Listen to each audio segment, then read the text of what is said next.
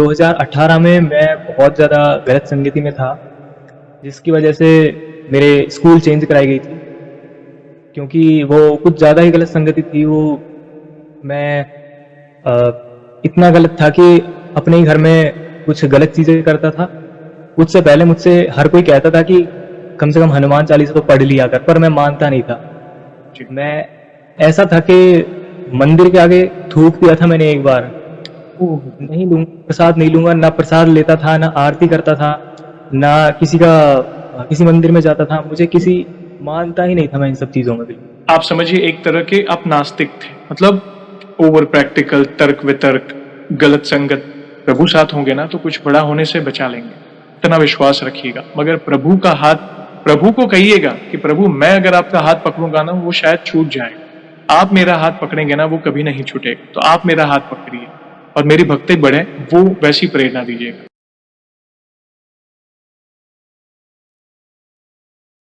जय श्री राम दोस्तों, कैसे हो आप? हमारी चैनल में आप सभी का स्वागत है। मैं हूं आपका दोस्त जयेश वाघेला, फाउंडर ऑफ धार्मिकस्टोरी.com एंड सीक्रेट मिस्ट्रीज। दोस्तों, आज मैं फिर से लौटा हूं एक और इंटरेस्टिंग वीडियो कॉल सेशन के साथ। हनुमान जी के भक्त ऑनलाइन है और उत्सुक है अपना अनुभव शेयर करने के लिए। और वीडियो में आगे बढ़ने से पहले आप सभी को बता दूं कि अगर आप भी हनुमान जी से जुड़े अपने अनुभव मुझसे इंस्टाग्राम वीडियो कॉल पर शेयर करना चाहते हैं तो इंस्टाग्राम की लिंक मैंने डिस्क्रिप्शन में दी है, उस पर क्लिक करें, मुझे फॉलो करें और मैसेज करें। मैं जल्द से जल्द आपसे जुड़ूंगा और वीडियो कॉल सेशन शेड्यूल करूंगा। और अगर आप ईमेल के माध्यम से अपने अनुभव शेयर करना चाहते हैं तो हमारा ईमेल आईडी है dharmikstory@gmail.com। तो चलिए आगे बढ़ते हैं आज के इस वीडियो कॉल सेशन में। नमस्कार भैया, जय श्री राम आपको। जय श्री राम भैया। आपका बहुत बहुत स्वागत है आज के इस वीडियो कॉल सेशन में और धन्यवाद जो आप अपना समय निकाल कर इनिशिएटिव ले रहे हैं हमारे प्रिय बालाजी से जुड़े अपने अनुभव शेयर करने के लिए। सबसे पहला सवाल भैया ये बताएं कि आपका पूरा नाम क्या है, आप कहाँ से बिलोंग करते हैं और आप क्या करते हैं? मेरा पूरा नाम भैया हिमांशु भारती है और मैं अलवर राजस्थान के एक जिले से हूँ। आप क्या अ, करते हैं? मैं अभी ग्रेजुएशन मेरी चल रही है। ओके, आप स्टूडेंट हैं, पढ़ते हैं। ओके, अच्छा लगा जानकर। और हम बहुत उत्सुक होते हैं जब कोई युवा जुड़ता है और युवा के मुख से प्रभु के नाम का सत्संग सुनना, तो एक अलग ही लेवल की एक्साइटमेंट होती है हमें। अच्छा लगा क्योंकि एक युवा जब आता है ना तो कई युवाओं के सवालों के जवाब लेकर आता है।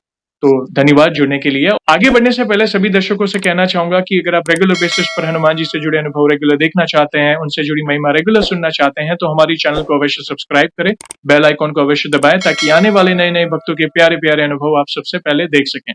और भैया जैसे आपको पता है ये जो सेशन है हमारे प्रिय बालाजी से जुड़ा है, तो अगला सवाल उन्हीं से जुड़ा है। ये बताएं कि जीवन में सबसे पहले आप हनुमान जी से कब जुड़े, कैसे जुड़े, जीवन के किस मोड़ पर जुड़े, कौन से नित्य पाठ करते हैं और शुरुआत की जर्नी के बाद जो भी आपके अनुभव हैं जिसमें हनुमान जी महाराज ने आपका जो भी असंभव कार्य संभव किया हो उसे आप डिटेल में साझा कर सकते हैं।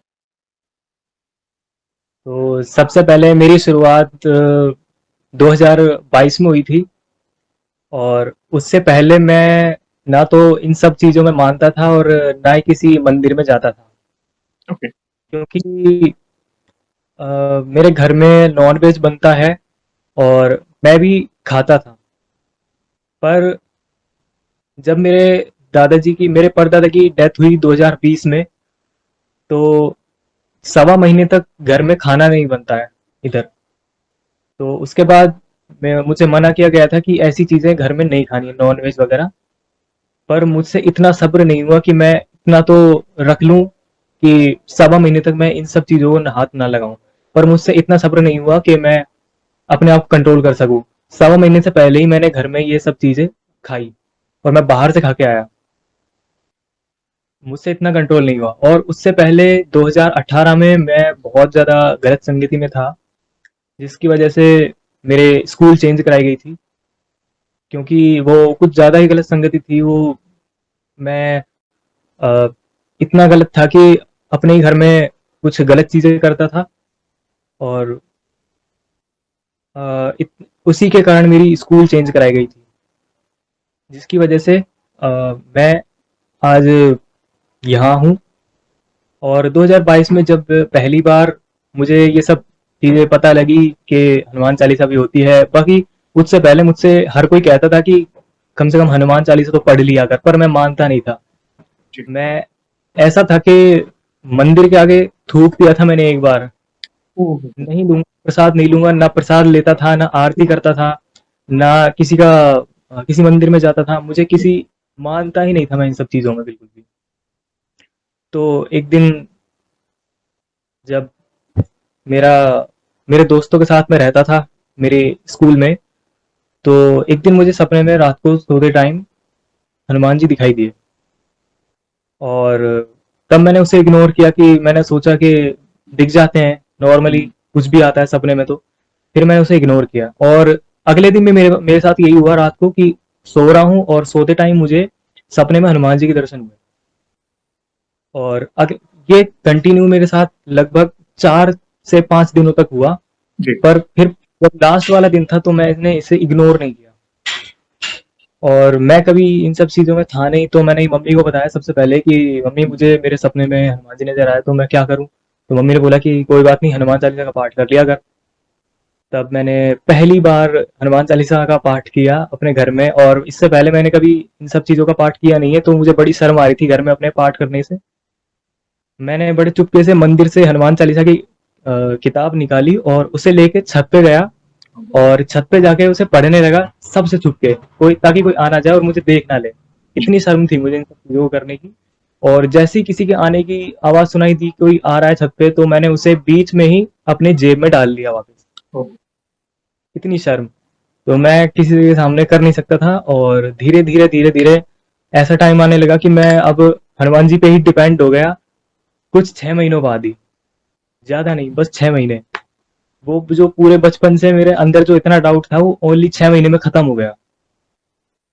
और बस केवल हनुमान चालीसा की मदद से। और एक टाइम ऐसा आया जब मेरे 12th के एग्जाम, बोर्ड्स एग्जाम पास आने लगे। तब मैं हमारे घर से 3 किलोमीटर दूर एक हनुमान जी का मंदिर है, हुँ। वहां मैं जाता था। और नवरात्रों में मैं 61 हनुमान चालीसा के पाठ वहां करके आता था। ओह हो! नवरात्र, ओके, क्या बात वहां तब 61 हनुमान चालीसा के पाठ करने के बाद मुझे वहां बहुत ज्यादा पॉजिटिविटी महसूस होती थी। और 3 घंटे तक मैं वहीं बैठा रहता था। जो रामायण पढ़ने वाले पंडित जी थे वो मुझे ही देखते थे कंटिन्यू, ये 3 घंटे से इधर ही बैठा हुआ है, हिल नहीं रहा है यहाँ से, क्या और कंटिन्यू हनुमान पढ़े जा रहा है। तो फिर जब मैं अपने आप को देखता था कि मैं वही हूँ जिसका सुबह नाश्ता ही अंडे से होता था। ओह! सुबह मेरे नाश्ता ही अंडे से होता था, 12th क्लास की ही बात है ये भी। और इतना चेंज मुझे मैंने ओनली 6 महीने के अंदर देखा, बस 6 महीने। 6 महीने में। और उसके बाद मेरे बोर्ड्स एग्जाम जैसे पास आने लगे तो मुझे चिंता होने लगी कि मैं कैसे पढ़ाई करूंगा और कैसे मैं पास हो सकता हूँ, क्योंकि मेरी जो स्थिति थी वो पढ़ाई में ठीक नहीं थी बिल्कुल भी। जी। मेरे घर वाले, मेरे पापा मेरे से ये पूछते थे कि बस पास हो जाना, बाकी हुँ, कुछ नहीं चाहिए। इतनी मेरी स्थिति थी और मुझे खुद को भी उम्मीद नहीं थी। मैं खुद ये उम्मीद लगाए बैठा था कि बस मैं पास हो जाऊं और बाकी मुझे कुछ नहीं चाहिए। हुँ, तो मैंने बस यही बात, मैं जब पाठ करने जाता था नवरात्रों में, तो यही बात मैंने हनुमान जी से बोली कि मैं बचपन से आज तक आज कभी फेल नहीं हुआ। और बस मैं यही कहना चाहता हूँ कि ये मेरा स्वार्थ नहीं है, बाकी मेरे घर वालों की तरफ से जो मैं चाहता हूँ वो ये है कि बस मुझे इस साल पास करा देना। ये मेरी आपसे छोटी सी इच्छा है। तो मैंने वहाँ ये भी बोला था कि मैं, मेरा कभी ये नहीं रहा कि मैं बचपन से फेल हो जाऊं या फिर मैं हुँ, बिल्कुल ही लास्ट आऊं।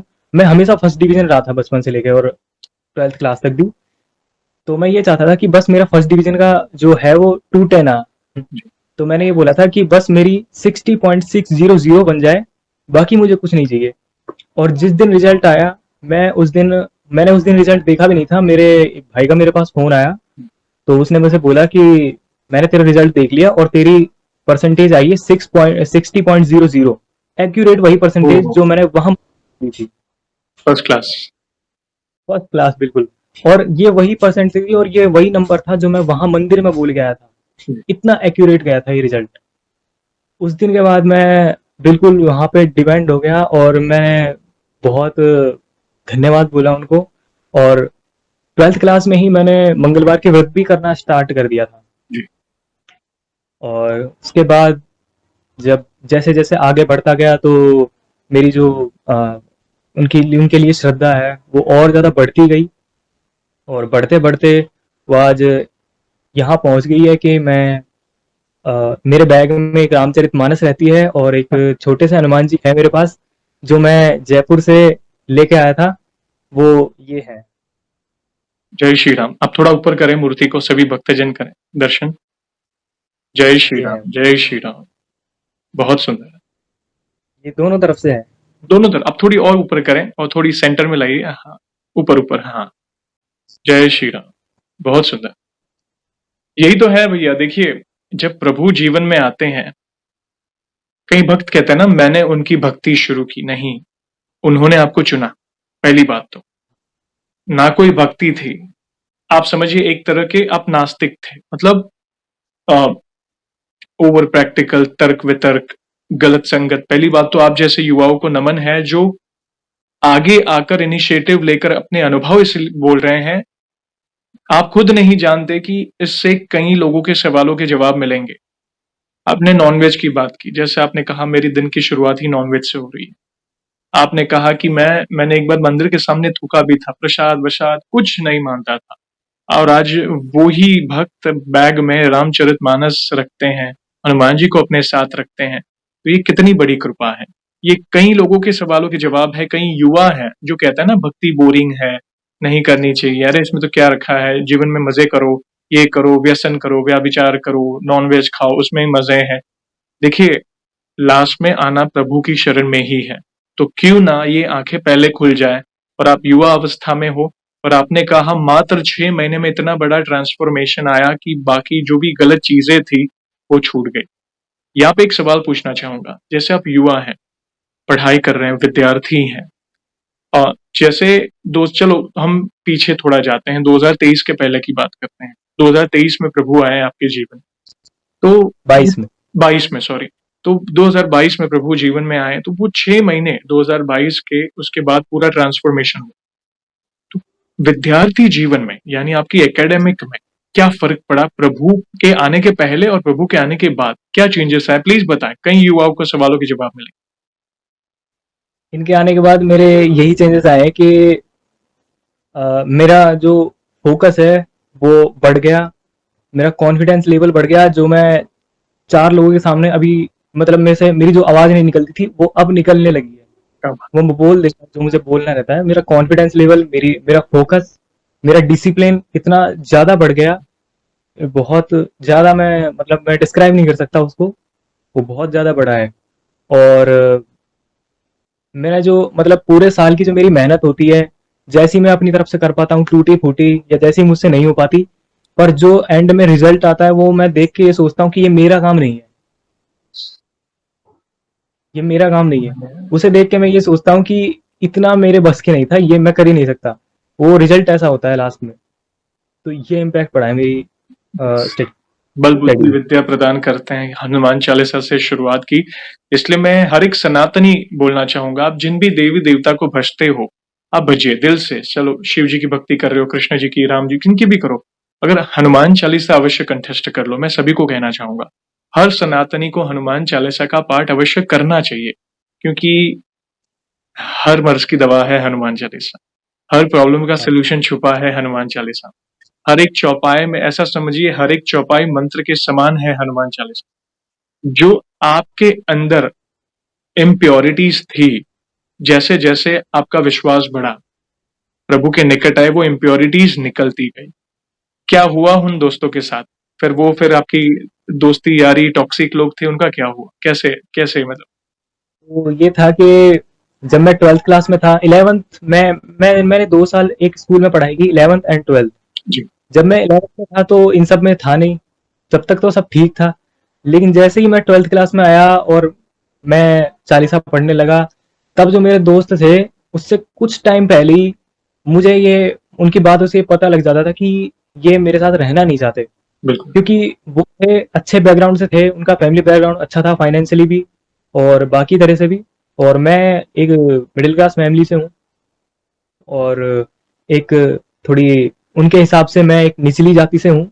ओ। तो इस बात का भी मुझे वो अनुभव होता था कि वो मुझसे इस तरह का भेदभाव रखते हैं। पहले मुझे ये सब बातें पता नहीं थी, पर बाद में पता लगने लगी। और मेन ये थी कि मेरे पास जेब में कभी पैसे नहीं रहते थे उनके पास। वो मुझे कभी अपने साथ बैठाते नहीं थे, कभी बुलाते नहीं थे। वो जहाँ भी जाते थे तो मना कर देते थे कि नहीं, ये नहीं आएगा। इनडायरेक्टली मुझे ये सब पता लग जाता था। और एंड में आते-आते मुझे इन दोस्तों से बिल्कुल मेरा मन हट गया, और मैंने कभी सोचा नहीं कि इनके पास कभी दोबारा जाना भी है। और वो आज है ही नहीं मेरे पास, उनके नंबर मेरे पास ब्लॉक हैं, वो डिलीट हो गए। वो पता नहीं चला कि कब चले गए मेरे पास से। प्रभु की कृपा ये है। जैसे आप प्रभु के निकट जाते हैं, टॉक्सिक लोग, दो चीजें होती हैं, मैं हर बार कहता हूँ। या तो उनके मन का परिवर्तन प्रभु करते हैं, या तो फिर उनको आपसे ही दूर कर देते हैं, जो आपके साथ हुआ। इतनी भी आँच नहीं आने देंगे प्रभु अपने भक्त। बस वो समर्पण आपने जो दिखाया है ना, कि भाई नहीं, अभी मैं समर्पित हूँ। वो 6 महीने का ट्रांसफॉर्मेशन, घंटों-घंटों मंदिर में बैठना, बस ये आपका क्लेंजिंग मोड था, जो इम्प्योरिटीज़ निकल रही थी, और सही समय पर हुआ वो। जो युवा अवस्था में एक ऐसी अवस्था होती है, बहुत सेंसिटिव अवस्था होती है युवा। उसमें कई बार आर या पार वाली स्थिति होती है। या तो हम सही संगत में चले जाएँ या फिर गलत संगत में। मगर भक्ति जब मिलती है ना, तो प्रभु बुरे लोगों को दूर कर देते हैं और ऐसे लोगों से मिलाएंगे, ऐसे गुरुजनों से मिलाएंगे, ऐसे भक्तों से मिलाएंगे, जिससे हमारा प्रभु पर विश्वास अच्छा बढ़े, मन प्रफुल्लित रहे, एक अलग सुकून रहे। यही है सबका असली चेहरा सामने दिखाया प्रभु ने। और ये होता है जब भक्ति में होते हो ना, तो सही गलत के बीच का फर्क आपके सामने होगा, और फिर प्रभु आप पर छोड़ते हैं कि आपको क्या करना है। आपने फिर जो सही था उसको एक्सेप्ट किया और उसमें आगे बढ़े, तो गलत लोग ऑटोमेटिक दूर होते गए। चलो धीरे धीरे आप आगे बढ़ते गए भक्ति में, 6 महीने में वो ट्रांसफॉर्मेशन हुआ। आगे क्या अनुभव है, प्लीज बताएं, हम सुनना चाहेंगे। का मेरा ये अनुभव है कि मैं मेरा जो सपना था वो ये था कि मैं एक एथलीट बनूं। ओके। और एक एथलीट मैं बनना चाहता था, और मैं एक स्पोर्ट्स एकेडमी में भी था। जी। मैं बचपन से चाहता था कि मैं एक अच्छा एथलीट बनूं, और मैं एक स्पोर्ट्स एकेडमी में गया, और बड़ी मुश्किल से मैं वहां गया था, क्योंकि मेरे फैमिली सपोर्टिव नहीं इन सब चीज़ों को लेके। क्योंकि मिडिल क्लास फैमिली है, तो इस वजह से फाइनेंशियली प्रॉब्लम मेन चीज़ रहती है। और वहाँ अब ये सब पैसे का गेम हो गया है। वहाँ प्योरिटी नहीं बची है स्पोर्ट्स में। जो वहाँ मैं था, मैं चाहता था कि मैं मेरी डेडिकेशन था, मैं बहुत डेडिकेटेड था वहाँ को लेके। सुबह शाम जाना, सुबह 5 बजे उठ के जाना, फिर शाम को जाना। और घर में इतना मतलब मुझे डाइट मिल नहीं पाई उस हिसाब से। तो मैं व्रत तो करता ही था, और साथ में, तो इस वजह से मैं वहाँ पे भी अपनी पूरी वो नहीं दिखा पाया। मैं दिखाना चाहता था, पर व्रत के कारण और भी सब बहुत सारी चीजें थी जिनकी वजह से मैं कर नहीं पाया। तो 8 महीने में मेरी वो जो सारा स्पोर्ट्स था मेरा, जो वो सब वहीं रह गया, कभी आगे कर नहीं पाया। और फिर जब वो छूटा तो मुझे ये रियलाइज हुआ कि अच्छा हुआ छूट गया, वरना शायद मैं और ज्यादा कमजोर हो चुका होता शरीर से। और एक और मैं व्रत तो करता ही था, साथ साथ में मैं एक एक्सपीरियंस शेयर करना चाहता हूँ। जी। मैं जो सबसे पहला एक्सपीरियंस था मेरा, जी। वो ये है कि मेरा व्रत था, ये बात 2023 या 24 की है, जब मैं व्रत करता था मंगलवार के, और मैं बाहर से प्रसाद लाके चढ़ाता था। तो मेरे मन में आया कि मैं आज घर पे ही कुछ बनाता हूँ, और मेरा बनाया हुआ प्रसाद मैं लेके जाऊंगा आज। तो मैंने बड़े मन से और बहुत श्रद्धा से मैंने चूरमे के लड्डू बनाए। उसमें मैंने बहुत टाइम लगाया, और जितना मैं कर सकता था अपनी ओर से उतना किया। हमारे पास में ही एक मंदिर है हनुमान जी का, और वहाँ पे शिवालय और भी देवी देवता हैं। तो मैं वहाँ उनको लेके गया। मुझे रात को जाते टाइम देर हो गई थी, 7 साढ़े 7 बज गए थे रात के। तो मंदिर में मेरे अलावा कोई नहीं था, और पंडित जी थे बस।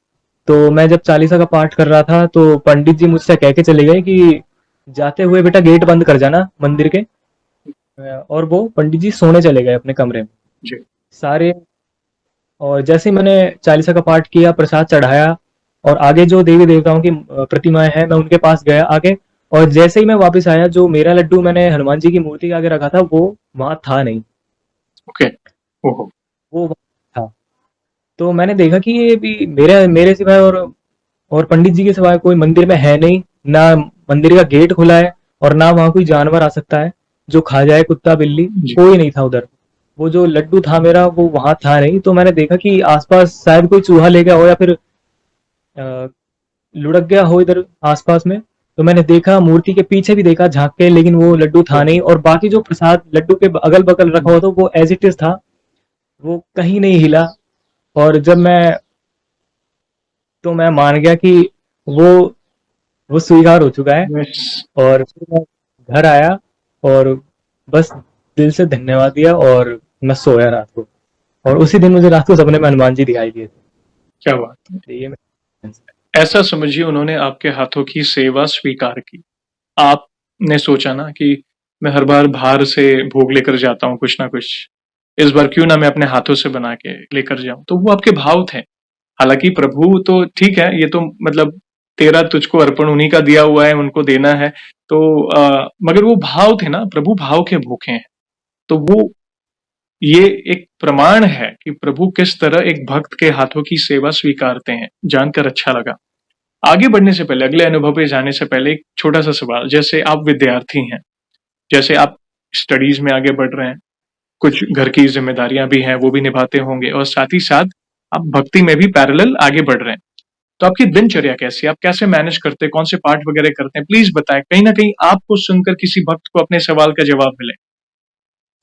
मेरी दिनचर्या ये है कि मैं सुबह सूर्योदय से पूर्व उठ जाता हूँ और अपनी नित्य क्रियाओं से निवृत्त होने के बाद मैं सबसे पहले सूर्य जी को अर्घ्य देता हूँ। और उसके बाद मैं अपने पूजा पाठ में आता हूँ। वहाँ मैं रामचरितमानस, हनुमान चालीसा और राम रक्षा कवच भी है, उसका उनका पाठ करता हूँ। और जो अभी मेरा संकल्प चल रहा है हनुमान चालीसा का, और इसी बीच में आपसे भी बात कर रहा हूँ। मैं सोच रहा था आपसे बात करने से पहले कि मेरी एक आज तक मैं हर हर तरीके के लोगों से मिला, लेकिन मैं कभी ऐसे किसी से नहीं मिला जो हनुमान जी का अच्छा भक्त हो, और मेरी इसी बीच आपसे बात हो गई। तो इसका मैं धन्यवाद दे रहा हूँ। और अभी भी मेरे हाथ में ही है। मैं इनको मेरे हाथ में लेके ही बात कर रहा हूँ आपसे, ताकि कोई गलती ना हो जाए। और आप चिंता ना रात करें। को जब जी जी। रात को मैं सोता हूँ तो मेडिटेट करके सोता हूँ। हम्म। और इसके बाद मैं मेरी यही दिनचर्या है बस। सरल दिनचर्या है, भाव वाली भक्ति है, इसलिए प्रभु से आप इतने जुड़े हैं। प्रभु भाव के भूखे हैं। प्रभु ये नहीं कहते कि आप मुझे इतना बड़ा भोग लगाएंगे तो मैं प्रसन्न होऊंगा, या इतने बड़े कोई टोने टोटके करने। वे भाव आप सच्चे हृदय से मात्र प्रभु श्री राम का नाम भी लेंगे ना, तो प्रभु दौड़े चले आएंगे। और आपने बहुत कम समय में ये सारी अनुभूतियां की। प्रभु, अभी तो ऐसा समझिए शुरुआत है, अभी आगे तो बहुत कुछ देखना है जीवन में। युवावस्था में ही आप इतने जुड़े हैं। बस यही प्रार्थना है कि जीवन में कितने भी बड़े उतार चढ़ाव क्यों ना है, करियर में, फैमिली में हो, जॉब में, या मतलब कुछ भी हो, कभी भी प्रभु पर से अपने विश्वास को डगमगाने मत देना। कभी भी क्वेश्चन मत करना प्रभु को कि प्रभु मैं तो आपकी इतनी भक्ति करता हूं, तो मेरे साथ ऐसा क्यों हुआ। कभी भी ये सवाल नहीं आना चाहिए। देखिए, उतार चढ़ाव लगे रहेंगे, कोई ना कोई हमारा प्रारब्ध होगा जो हमारे सामने आएगा, संकट रूपी। मगर प्रभु ही है जो आपको बल प्रदान करेंगे उस संकट से निपटने के लिए। प्रभु साथ होंगे ना तो कुछ बड़ा होने से बचा लेंगे, इतना विश्वास रखिएगा। मगर प्रभु को कहिएगा कि प्रभु मैं अगर आपका हाथ पकड़ूंगा ना, वो शायद छूट जाएगा। आप मेरा हाथ पकड़ेंगे ना, वो कभी नहीं छूटेगा। तो आप मेरा हाथ पकड़िए और मेरी भक्ति बढ़े, वो वैसी प्रेरणा दीजिएगा। अच्छा लगा जान। प्लीज कंटिन्यू करें, अपने अगले अनुभव पे हम सुनना चाहेंगे। तो ये जो मेरा अनुभव था, और इसके बाद मुझे स्वप्न में भी बहुत सारी अनुभूतियां हुई हैं। और उनमें से एक ये है कि कुछ समय पहले जब मैं बहुत सारी चीज़ों से थोड़ा दुखी हो गया था कि अब पता नहीं क्या करूं, पता नहीं क्या होगा आगे। मेरी पढ़ाई भी ठीक नहीं चल रही थी। हम्म। तो मैंने सोचा कि अब मेरा तो एक ही सहारा है। मैंने तो बोला उनसे कि अब मैं क्या करूं। तो कुछ समय में चलता रहा ठीक ठीक। फिर उसके बाद मुझे एक दिन सपने में जैसे मैं एक हनुमान मंदिर में हूँ, और सामने एक प्रतिमा है मेरे हनुमान जी की। और उनमें से एक आवाज़ आती है कि किस बात का भय, मैं हूँ। बस ये मुझे आवाज़ आती है, और इसके बाद मैं सेटिस्फाई हो गया। फिर मैंने कभी डाउट नहीं किया किसी चीज़ पे कि ऐसा पता नहीं आगे क्या होगा और क्या होने वाला है। ये मैं कभी सोचता नहीं हूँ, और ना मुझे मेरे करियर की, फ्यूचर, किसी बात को लेके कोई टेंशन कभी नहीं होती। तो ये मुझे आवाज़ आई थी। और एक बार एक और मेरा एक्सपीरियंस है, मैं ये भी शेयर करना चाहता हूँ। जी।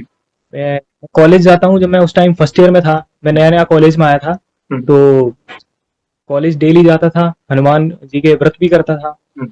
मैं ये बात बोलना चाहता हूँ कि मंगलवार के दिन अगर घर के आगे एक लाल गाय आ जाती है ना, तो उसे बिना खिलाए मत भेजना। जी, ये मैं कहना चाहता हूँ सबसे। जी, मेरा मंगलवार का व्रत था उस दिन, और मैं घर से डेली की तरह पूजा पाठ करके निकला, तो मेरे घर के बाहर एक लाल गाय आई, और मैंने उसे रोटी दी और मैं आगे चला गया। मैं ये भूल गया था कि मेरे घर के आगे एक सड़क है जो खुदी हुई है, जिसपे कंस्ट्रक्शन का काम मतलब कुछ चल रहा था कुछ। हुँ, तो बारिश की आने की वजह से उस पे बहुत ज्यादा कीचड़ हो गई थी। जी, उस पे चलने चल सकते थे, और जैसे ही पैर रखा वो फिसलन वाली सड़क थी। हुँ, तो मैं उतर नहीं वाला था उस सड़क पे। इससे पहले मैं कदम रखूं वहां पे, तो जस्ट 1 सेकंड पहले एक ई रिक्शा वाला आता है मेरे बगल में, जी, और वो रुक गया। और रुक के बस स्ट्रेट देख रहा है, मेरी ओर नहीं देख रहा। मैं उसके दाईं ओर खड़ा हूँ, वो मेरी ओर नहीं देख रहा। जी, तो मेरे बगल में रुका, और मैंने बोला कि अंकल मेरे पास पैसे नहीं है। तो वो बोला बैठ जा बेटा, पार करा दूंगा। तो मैं जैसे ही उसमें बैठा तो मेरा दिमाग ब्लैंक हो गया, और मेरे दिमाग में एक ही ख्याल कि बस ये है कौन जो मेरी ऐसे ही बस बिना मतलब के मदद कर रहे हैं। मैंने उनको जानता भी नहीं और कभी देखा भी नहीं। जी, और जो उनके ई रिक्शा की जो हालत थी वो ऐसी थी, जंग लगा हुआ पुराना था, पता नहीं हुँ, कहाँ से, कुछ ऐसा था। और जस्ट मेरे मुझसे 10 कदम आके एक औरत उस कीचड़ में ही चल रही थी, जी, उससे नहीं पूछा कि आप बैठ जाओ, बस मुझे बैठाया उतरने से पहले, एक कदम रखने से पहले मुझे ई रिक्शा में बैठाया, और वो ई रिक्शा चलता गया। जी, और जैसे ही वो सड़क 100 मीटर की थी लगभग, खराब सड़क, जैसे ही वो सड़क खत्म हुई, उन्होंने अपना ई रिक्शा रोका और मुझे उतार दिया। तो मैंने उन्हें थैंक यू बोला, अंकल थैंक यू। उन्होंने थैंक यू नहीं बोला ना, उस टाइम भी मेरी तरफ नहीं देखा। वो तब भी स्ट्रेट ही देख रहे थे, जी, मेरी तरफ नहीं देखा उन्होंने एक बार भी, ना मुझसे कोई बात की। तो वो एक गली में मुड़ गए और वो चले गए, और मैं सीधा चला गया। हुँ, जब बस मैं 5 कदम चला और 5 कदम पीछे चलने के बाद मैं उसी गली में झांका, तो उस गली में दूर दूर तक कोई ई रिक्शा नहीं था। कोई ई रिक्शा नहीं था उस गली में। क्या बात मैं बता रहा हूँ आपको, तो है! हुँ, मैं मेरे रोंगटे खड़े हुए हो रहा है। रखे हैं। कैसे बताऊं मैं, बहुत ज्यादा मेरे अंदर से वो जो प्रेरणा हुई वो मैं आपको बता रहा हूँ। इससे पहले मैंने किसी को नहीं बताई है ये बातें। देखिए, प्रभु पहली बात तो कभी भी अपने भक्त को संकट में नहीं देख सकते। वे किसी न किसी रूप में या किसी के माध्यम से आपकी सहायता करने पहुँच जाएँगे, जिसकी आपने कभी कल्पना भी नहीं की होगी। और जब वो सहायता होती है, जब वो मदद आती है ना, तब दिमाग शून्य लेवल पर चले जाता है। उस समय आप कुछ सोच नहीं पाते। जैसे आपने कहा ना, मुझे कुछ सूझा नहीं, मैं क्या मतलब। और जैसे ही हमें स्मरण होता है कि क्या वे प्रभु थे या कुछ, तब तक या तो वे अदृश्य हो गए होते हैं। जैसे आपने कहा, कई बार कोई व्यक्ति रूप मदद करता, हम पीछे मुड़ते हैं तो वे अदृश्य या कोई वानर स्वरूप। जैसे आपने कहा, वे व्यक्ति रिक्शा वाले थे, मात्र 5 कदम चले आप और आपने देखा, तो ऑब्वियसली वो इतनी दूर तो नहीं जाएगी कि भाई कि ना दिखें। एटलीस्ट जाती हुई दिखेगी, चलो जा रही है, तो नहीं दिखी। तो ये उनकी कृपा है। तो ये बहुत इंपॉर्टेंट चीज है जो आप व्रत कर रहे हो। व्रत करना एक तप माना जाता है प्रभु को प्रसन्न करने के लिए। तो ये संकेत था प्रभु की तरफ से कि वे आपसे प्रसन्न हैं, और वे आते हैं किसी न किसी रूप में, या किसी को प्रेरित करके आपके पास भेज देंगे, जा मेरे भक्त की सहायता कर। तो ये व्यवस्था का होना ही बड़ी कृपा है। ये बहुत ही सुंदर अनुभव आपने शेयर किया। प्लीज कंटिन्यू करें, हम और सुनना चाहेंगे। और कोई जर्नी हो जहाँ पे कोई असंभव कार्य आपका कोई संभव हुआ हो, या उनकी ऊर्जा महसूस की हो, या कोई संकेत मिले हो, कहीं ना कहीं किसी को अपने सवाल का जवाब मिले, प्लीज बताएं। तो मेरा जो अगला एक्सपीरियंस है वो ये है कि जब मैं अपने आप से कुछ गलत चीज़ों में पड़ गया था, हम्म, और मुझे कुछ समझ नहीं आ रहा था कि अब मैं क्या करूँ, और मुझे डर लग रहा था कहीं न कहीं कि कहीं बुरा ना मान जाए। और मुझे जो सपने में दर्शन थे वो भी हुए, काफ़ी दिन हो गए थे, और ना कोई एक्सपीरियंस ना कुछ। तो मुझे ऐसा लग रहा था अंदर ही अंदर कि कहीं बुरा ना लग गया हो, और क्या करूँ अब मैं, क्या कैसे मनाऊँ? तो मैं जब पूजा के टाइम मेडिटेशन करता हूँ तो मैं बैठा था बस, और बैठे-बैठे उस दिन भी मंगलवार ही था। ओके। ये सबसे बड़ी चीज़ ये होता है कि मेरे साथ जितने भी इंसिडेंट होते हैं ये सारे के सारे मंगलवार के दिन होते हैं, जिस दिन हम्म, मेरा व्रत होता है। क्या बात। ये सारे जितने अभी तक मैंने एक्सपीरियंस बताया ये सब के सब मंगलवार के दिन होते हैं मेरे साथ। बहुत सुंदर। तो जब मैं बैठा था मेडिटेशन में, तो बैठे-बैठे मैंने वैसे एक ही बात बोली कि पता नहीं तुम सुन रहे हो या नहीं, पर मैं बस एक ही बात बोलना चाहता हूँ कि कहीं तुम बुरा तो नहीं मान गए, या फिर मेरे इन बुरी आदतों के कारण आपको किसी बात का बुरा लग गया, और कोई मुझसे ऐसी गलती हुई है जो आप अभी ना तो अभी सपने में आ रहे हैं और ना ही मुझे किसी तरीके का सिग्नल दे रहे हैं। हुँ, तो मैंने ये बात बोली और अब लास्ट में ये लाइन बोली कि अब तो आप मुझसे मिलने भी नहीं आते। तो मैं जैसे ही उठा मेडिटेशन से, तो मैं लाइब्रेरी जाता हूँ। तो मैं लाइब्रेरी जाने के लिए निकल रहा था, इतने में मेरे पापा की आवाज़ आती है छत से कि हुँ, ऊपर आ देख, एक बंदर आया है। ओके। मैं दौड़ के ऊपर गया और वो जब बंदर देखा मैंने, वो बंदर इतना सुंदर था, वो बहुत सुंदर बंदर था। एक बूढ़ा बंदर मेरे घर की तरफ मुंह करके बैठा है और वो मुझे देख रहा है, मैं उसे देख रहा हूँ। तो मैं एक नीचे दौड़ के गया, एक केला लेके आया और उसे खिलाया। तब मुझे ये सिग्नल मिला कि कोई बात नहीं, वो उन्हें बुरा नहीं लगा है मेरे मेरे से किसी से, क्योंकि उनको ना तो हमारी कोई क्रिया से मतलब है, ना हमारे शरीर से मतलब है, और ना हमारी किसी बात से मतलब है। उन्हें सिर्फ हमारे भाव से मतलब है। ये मैंने उस दिन एक्सपीरियंस किया था कि वो सुनते हैं, जो अगर हम बोलेंगे मन से, तो वो ज़रूर सुनते हैं और वो आते भी हैं। वे अपनी उपस्थिति का एहसास दिलाते हैं कि तू चिंता ना कर, मैं तेरे साथ हूँ। और जीवन में अगर कोई त्रुटि हुई है, कोई अगर गलती हुई है, तो प्रभु के सामने एक्सेप्ट करके उन गलतियों को फिर से ना दोहराने का संकल्प लीजिए कि प्रभु मैं जैसा हूँ आपका हूँ, ये गलतियाँ मुझसे हुई हैं, जैसा हूँ आपका बच्चा हूँ, आप मुझे शरण दीजिए। अब मैं संकल्प लेता हूँ कि मैं ये गलती नहीं करूँगा। देखना प्रभु जैसे माता-पिता दुलार करते हैं ना अपने संतान को, वैसे गले लगाएँगे और धीरे-धीरे आप उस बुरे समय से कब बाहर आ जाएँगे आपको खुद को पता नहीं चलेगा। यहाँ पे एक छोटा-सा सवाल और, जैसे आप युवा हैं, आप विद्यार्थी हैं, आज के युवाओं को हनुमान जी की भक्ति के लिए कोई संदेश देना चाहेंगे?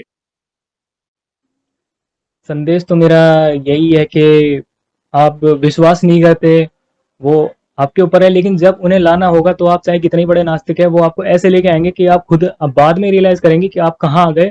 पहले जब आप खुद को देखेंगे और अब खुद को देखेंगे तो आपको ऐसा पता लगेगा कि मैं वो था ही नहीं जो मैं अब हूँ।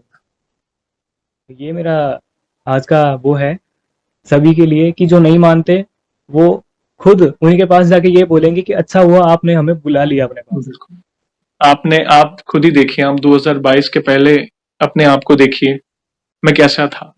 चलो थोड़ा पीछे जाओ और आज आप खुद अनुभव करेंगे ज़मीन आसमान का फ़र्क है, जीवन में। और ये तो मात्र शुरुआत है, अभी तो बहुत आगे जाना है। जैसे-जैसे आप भक्ति में आगे बढ़ोगे, अलग-अलग स्थितियाँ आएँगी, अप्स एंड डाउन्स में जीवन को कैसे सँभलना, अपने आप को कैसे सँभालना अलग-अलग स्थिति में, प्रभु ही आपको सिखाएँगे। तो बहुत सुंदर मैसेज दिया आपने। प्लीज़ और कोई अनुभव तो कंटिन्यू करें। और कोई अनुभव तो मेरे सारे जितने भी अनुभव है मैंने बताया, जैसे कि मैं सारे मंगलवार के ही हैं। जी, और एक मेरा एक्सपीरियंस है जो मंगलवार का ही है, ये भी। ओके।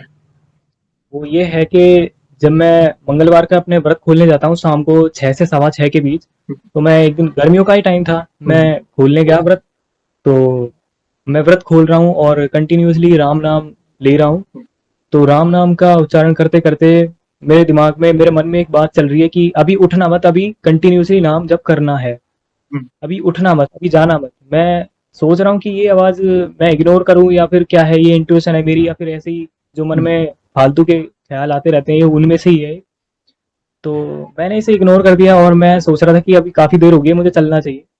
तो वो जो आवाज़ है मुझे उठने नहीं दे रही है, मुझे कंटिन्यूअसली बोल रही है कि अभी जाना नहीं है, अभी यहीं बैठ, अभी यहीं बैठ। जी, तो मैं इसे इग्नोर करके जाने लगा और जैसे ही मैं अपने स्थान से खड़ा हुआ, तुरंत एक बंदर वहां के बैठ गया जी, मेरे पास, मेरे से मुझसे 5 मीटर दूर बस। तो मैं जैसे ही मैंने उस बंदर को देखा, मैं तुरंत अपने स्थान पे बैठ गया और वापस राम नाम करना शुरू शुरू किया। और 10 मिनट बाद मैं वापस घर गया। मैंने बोला कि अब मुझे जाना चाहिए, अब मुझे देर हो रही है घर के लिए। तो ये मेरा एक्सपीरियंस है। उन्हें राम नाम प्रिय है ना, तो वे और सुनना चाहते थे आपके मुख से क्योंकि राम नाम के बिना उन्हें कोई चीज़ पसंद नहीं। अब राम नाम सीताराम, सीताराम मतलब उनके रोम-रोम में प्रभु श्री राम बसते हैं। तो आप वो कर रहे थे जो उनको बहुत प्रिय है। ये भी बहुत सुंदर अनुभव है। प्लीज़ एक आध अनुभव और शेयर करना चाहें तो कर सकते हैं। और मेरा जो एक अनुभव और ये है कि जब से मैं इस विग्रह को मेरे साथ लाया हूँ, मैं इसे लाया था कि ताकि मैं अपने घर में इसे रख सकूँ, अपने मंदिर में। लेकिन मंदिर में पहले से ही कोई जगह नहीं थी इन्हें रखने के लिए, तो मैं दुखी हो गया कि मैं अब इन्हें रखूँ कहाँ। जी। 1 महीने तक ये एक ड्रॉर में रखे रहे, तो मैं हुँ, सोच रहा था कि अभी यहाँ कैसे रखे रहेंगे, मैं कैसे करूँ और मैं कहाँ रखूँ इनको। तब मैंने सोचा कि कोई बात नहीं, मैं अपने बैग में इन्हें रखता हूँ, एक लाल कपड़े में लपेट के, कुछ इस तरीके से। जी, जी, जी। ये इस तरीके से बैग में हमेशा रहते हैं। और जब से ये आए हैं मैंने ये फ़ील किया है कि मैं इनके साथ बातें करता हूँ अकेले में, मेरी जो सारी जो बातें होती हैं पूरे दिन की वो मैं यहाँ बताता हूँ आगे। और ऐसा लगता है कि कोई मैं अपने आप से बात नहीं कर रहा हूँ, सच में कोई मुझे सुन रहा है, ये मुझे एक्सपीरियंस होता है। और इनके आने के बाद मैंने रामचरितमानस का, जो मैंने कभी सोचा नहीं था कि मैं इसका पाठ करूँगा, ये मैं कर रहा हूँ। और मैंने हर दिन मैं सोचा था कि मैं इन्हें बस 5 दोहे सुनाऊँगा मैं, 5 चौपाइयाँ सुनाऊँगा रामायण की, और वो आज 5 चौपाइयाँ 3 पन्नों में बदल चुकी है। मुझे यकीन ओह! नहीं हो रहा कि ये हो कैसे गया। मैं सुबह, दोपहर और शाम को मैं रात को सोने से पहले इन्हें एक-एक पन्ना सुना के सोता हूँ, क्या बात दोनों तरफ से। और क्योंकि मुझे पता लग गया कि ये, मैंने बोला था कि 5 मैं सुनाऊँगा, लेकिन ये सुनना चाहते हैं कि ये मुझे ज़्यादा ज़्यादा चाहिए, यस। क्योंकि ये मानते हैं कि इनमें राम नाम की सुनने की लालसा जो है, वो उन्होंने मुझे ज़्यादा बढ़ा दिया उसे करने से। तो मैं अब इन्हें सुनाता हूँ बहुत 3-3 पन्ने जितना एक दिन में। जि और जितना आप राम नाम लोगे, रामचरित्र का गुणगान करोगे, हनुमान जी अपनी उपस्थिति का एहसास दिलाएँगे आपको। क्योंकि जहाँ पे राम नाम लिया जाता है, वहाँ पे हनुमान जी स्वयं आते हैं, राम नाम सुनते हैं, नतमस्तक होकर सुनते हैं, हाथ जोड़कर, और उनकी आँखों में प्रेमाश्रु आ जाते हैं, राम नाम सुनकर। तो आप सोचिए, पत्ता पलट गया आपके जीवन का, ऐसा समझिए। कहाँ पे एक इंसान ऐसा कि जो भगवान में नहीं मानता था, मांसाहार करता था, और आज ऐसा इंसान जो 360 डिग्री ट्रांसफॉर्मेशन, जो पूरा सात्विक होकर रामचरितमानस का गुणगान कर रहा है, प्रभु को डेडिकेट कर रहा है। और प्रभु चाहते हैं, प्रभु करवा रहे हैं आपसे। जैसे होता है ना कि एक टीचर होता है कि वो बच्चे को होमवर्क करना है, मगर टीचर चाहते हैं कि वो ज्यादा होमवर्क करे, तो वो बिठा के रखते हैं। तो वैसा सेम आपके साथ हो रहा है, क्योंकि उनको पसंद है राम नाम, तो कर और कर। आपने 3-5 दोहे बोले, तो वे तब 3 पेज पढ़ रहे हो। देखिए कितनी बड़ी बात है ये धीरे-धीरे आपने 1 कदम आगे बढ़ाया। वो और आपका हाथ पकड़कर 4 कदम आपको और आगे बढ़ाया अपनी भक्ति में। ये जानकर भी अच्छा लगा। आगे बढ़ने से पहले एक सवाल पूछना चाहूँगा, जैसे आज हमने आपके अनुभव सुने, बहुत सुंदर जर्नी, इंस्पिरेशनल जर्नी है आपकी। वैसे ही आपने हमारे चैनल में भी बाकी भक्तों के अनुभव सुने होंगे। तो वैसे आप हमारी वीडियोज़ कब से देख रहे हैं, और बाकी भक्तों के अनुभव देखकर, सुनकर, जानकर आपको क्या प्रेरणा मिली? आप अपने भाव अपने शब्दों में बता सकते हैं। जो आपका जो चैनल है, वो मैं लगभग पूरे 1 साल से ही देख रहा हूँ। जी। 1 साल पहले मुझे आपकी एक वीडियो दिखाई दी थी, मैं जब यूट्यूब पे यूँ ही स्क्रॉल कर रहा था, तो आपका एक थंबनेल था, उसके नीचे लिखा था हनुमान चमत्कार। तो मैंने वो जब क्लिक किया उस पे, तो और भी वीडियोज़ आती गई। मैंने एक्सपीरियंस सुने और अच्छा लगा उनको सुन के, क्योंकि विश्वास बढ़ता है इन सब से। और मैं सुनता गया, और कुछ समय पहले बस मैं सोच ही रहा था कि कोई ऐसा मिले जिससे मैं अपना एक्सपीरियंस शेयर कर पाऊँ, और आपसे मैं अभी बात कर रहा हूँ। अ, तो बहुत अच्छा लगा सुन के। और मैंने जो काफ़ी सारे एपिसोड्स देखे हैं आपके, उनमें से कुछ एपिसोड मुझे बहुत ज़्यादा पसंद आए हैं। धन्यवाद। जैसे कि नीम करोली बाबा से जुड़े हुए। नीम करोली बाबा तो अ, मतलब मैं भी मानता हूँ उन्हें, और गया भी था अभी मार्च पिछले महीने में, क्योंकि मैं उस टाइम भी बहुत परेशान चल रहा था। जी, जी। मैं सोच रहा था उस समय भी मेरे सामने यही सिचुएशन आ गई थी कि मैं करूँ क्या। हुँ, बहुत टेंशन हो गई थी मेरे को। हुँ। और बस अभी फिर उसके लगभग 2 दिन बाद मेरी बुआ जी का फ़ोन आता है, और वो कहती हैं कि नैनीताल चलना है, उत्तराखंड। और जैसे ही मैंने नैनीताल का नाम सुना, तो मेरे दिमाग में आया कैंची धाम। अच्छा। और मुझे बाद में ये पता भी लगा कि ये कैंची धाम जाने वाले हैं मेरे फैमिली वाले। तो बस मैंने प्रार्थना की कि मुझे भी कैंची धाम आना है, कि और बुलाओ। तो उन्होंने मुझे वहाँ भी बुलाया, और मैं गया, नीम करोली बाबा के दर्शन करके आया, और बहुत अच्छा लगा मुझे। बिना वजह खुश रहना, बिना वजह की शांति, ये सब वहाँ से आने के बाद मुझे फ़ील हुआ है। वहाँ की ऊर्जा कैसी है? कैसा लगा? वहाँ की ऊर्जा बहुत ज़्यादा पॉजिटिव है, और एक्सपीरियंस मुझे वहाँ भी हुआ था एक, प्लीज़ बताएँ। वहाँ नीम करौली बाबा के, जो, क्योंकि वहाँ जो है वो पहाड़ी इलाका है, और वहाँ पे जाम लगना 5 किलोमीटर पहले से ही गाड़ियों का जाम लगना स्टार्ट हो जाता है। जी। वहाँ के लोग गाड़ियों में से उतर के 5 किलोमीटर 4 किलोमीटर तक पैदल चल के जाते हैं मंदिर तक। और तो हम भी जिस टैक्सी में थे, वो टैक्सी भी जाम में फंसी हुई थी। हुँ, लगभग 10-10 इंच वो टैक्सी सरक रही थी, तो बहुत टाइम लगने वाला था। तो हम, मुझसे पहले जितने भी थे वो टैक्सी में, वो उतर के आगे चले गए। और हमारा टैक्सी में सारा जितना भी सामान पड़ा हुआ था, अनजान जगह थी वो हमारे लिए, क्योंकि हम राजस्थान से और वो उत्तराखंड में है। जी। तो हमारे पास वहाँ ना किसी के नंबर और ना कुछ। तो बाकी सब जो लोग थे, मेरी फैमिली वाले वो सब आगे उतर के चले गए और हमसे बोला कि हम जब आ जाएंगे आपको उसके बाद जाना है। राइट। लेकिन मुझे बाद में ये पता लगा कि नीचे भीड़ ज़्यादा हो रही है, तो इस वजह से शायद हमारा जाना कैंसिल भी हो सकता है और ये मंदिर जाके वापस आने वाले हैं। हम इधर गाड़ी में ही रहेंगे। और ये बात मुझे बिल्कुल पसंद नहीं आई कि अब मैं यहाँ तक आया हूँ और मुझे वहाँ तक ही जाने मिलेगा। तो मैं भी गाड़ी में से उतरा और चल दिया बिना किसी टैक्सी नंबर के और बिना उस ड्राइवर का फ़ोन नंबर लिए। वो सारा सामान हमारा टैक्सी में था और सारी टैक्सी खाली हो गए, हम आगे चले गए। वो टैक्सी वाला उधर ही खड़ा रह गया। जी। तो बाद में हम जब मुझे रियलाइज़ हुआ कि हमारा सारा सामान टैक्सी में है और अब हम कैसे ढूँढेंगे उधर? तो बहुत ज़्यादा मेरी हार्ट बीट थी जो वो तेज़ हो गई, क्योंकि अब मैं क्या करूँगा? सारा सामान अनजान जगह, अनजान लोग, मैं हम किसको ढूँढेंगे इतने बड़े उत्तराखंड में? तो मैंने बस प्रार्थना की वहाँ जाके मंदिर में नीचे कि अब सही से हमारा सामान मिल जाए और सब कुछ ठीक हो जाए। तो जब हम वापस आ रहे थे मंदिर से, तो कुछ दूरी पे ही वो ड्राइवर हमें खड़ा मिला और वो कह रहा है कि आ जाओ, ये टैक्सी है और बैठिए, आप चलिए वापस। क्या बात। तो मेरा जो वहाँ का नीम करोली बाबा का ये एक्सपीरियंस था मेरा। नहीं, इनकी कृपा भी अपार है। देखिए, हनुमान जी और राम जी आपके जीवन में थे, तो इसलिए पूज्य बाबा जी भी आपके जीवन में स्वतः ही आ गए। और मैं हर बार हर किसी को पूछता हूँ, अगर कोई बड़े धाम जाता है ना, तो वहाँ की ऊर्जा कैसी है? क्योंकि अब तक मुझे वो सौभाग्य नहीं मिला, बस प्रभु बाबा बुलाएँगे तो हम अवश्य जाएँगे, तो इसलिए वो मेरी उत्सुकता होती है, मैं पूछता हूँ। तो देखिए बाबा, हनुमान जी आपके जीवन में आए।